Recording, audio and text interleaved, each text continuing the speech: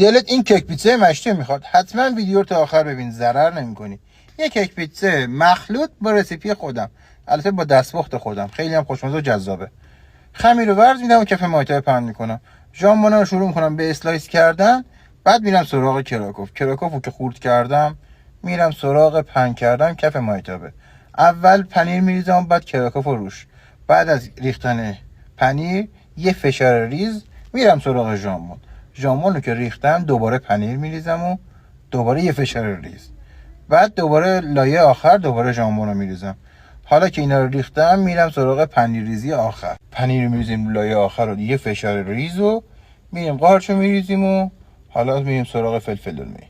بعد 2 تیکه پنیر گودام میذارم، 4 تیکش میذارم روش، میذارمش توی فر به مدت 40 دقیقه با دمای 180 درجه.